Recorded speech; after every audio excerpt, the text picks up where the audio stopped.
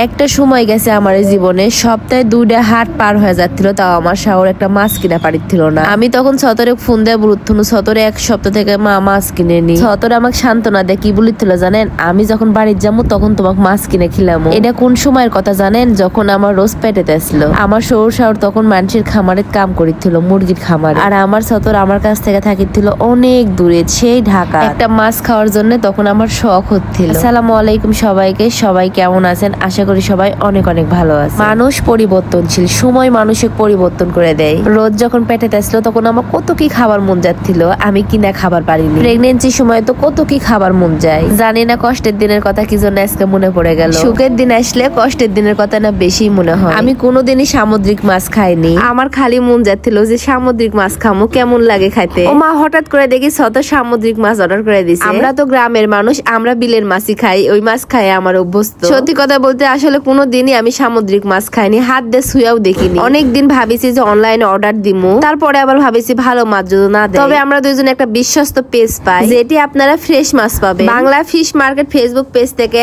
আমার সতর এলা মাছ অর্ডার করে দিছিল। সতর জেলা জেলা মাছ অর্ডার দিছে, সেলা মাছই দিছে। পেজটি আমার ডেসক্রিপশনে মেনশন করা থাকবে, সবাই চেক আউট করে আসবে। আমি এলা মাছ তো খুবই পছন্দ করি, কিন্তু ক্যাং করে কুটে সেটাই জানি না। খালি সতরে কামি গালাতে বলি তুমি কুটে দাও, আমি পারবো না। দেখেন কত বড় বড় চিংড়ি, এলা চিংড়ি আমি কোনোদিনই খাইনি। এক মনে হয় কয় গলদা চিংড়ি। আমি সতরে গুলিতে তুমি এখন কুটো, আমি একটাও কুটে পারিতে না, আমার হাত কত ছোট ছোট। আর মাছ দেখো তুমি কত বড় বড় আনিছেন, আমি কি কুটে পারবো, সেজন্য সতরে কি বসায় দিচ্ছি। সতরেটি গলদা চিংড়ি হাতে দিলে অনেক কিছুই ভাবিতে বুড়িতে কিং করে কুটমু, কি করবো বুঝা পারিতে না। সতরেটি কি কি মাছ লিছো জানে, 3টা গলদা চিংড়ি, বেলে মাছ, ইলিশ মাছ, আড়ের মাছ আর কুড়াল মাছ। সতর এতগুলো মাছ কিনে পড়ে গেছে বিপদে। দেখুন লিজের কাম লিজে করা লাগিতে, আমি কোনো কাম করে পারবো না। সতর তো একা একা কাম করে পারিতে না, সেজন্য ভাবি ডেকে লিছে। ভাবি বলতে যে আমি এলা মাছ কোনোদিনই দেখিনি, জানি না কেন করে কুটমু। এই প্রথমবার আমরা গলদা চিংড়ি খামো। আমার শ্বশুর বাসা থাকলে আজকে কত খুশি হলো নি। আমার শ্বশুর টিভি দেখিছিল আর বলিতে মাছ খাওয়া যায়, এলা মাছ খাওয়া যায়। ইলিশ মাছ কতদিন যে খাবার চাচ্ছে, কিন্তু আমরা কিনবার পারিনি। এখন চাইলে ইলিশ মাছ কিনে এলে সে খাবার পারবো, কিন্তু একটা সময় ইলিশ মাছ আমার কাছে অনেক কিছু আসলো। জীবনের মোড় কখন কিভাবে ঘুরে যায় কেউ বলতে পারবে না। একটা সময় কষ্টের দিন পার করেছি বিধায় আজকে এই দিন আল্লাহ আমার জীবনে লিয়েছে। যাই হোক, গরিবেরা যখন এরা বড় লোক হয়ে যায় সমাজের চোখে তখন ভারী হয়ে যায়। মানুষের কাছে টাকা পয়সা থাকলেও বিপদ, না থাকলেও বিপদ। যখন আপনার কাছে টাকা পয়সা থাকবে না তখন বলবে আহারে বেচারি, আল্লাহ একদিন ভালো দিন লিয়ে আসবে না, কষ্ট করো। তুমি হয়ে গেছেন এই সংসার করিতেন,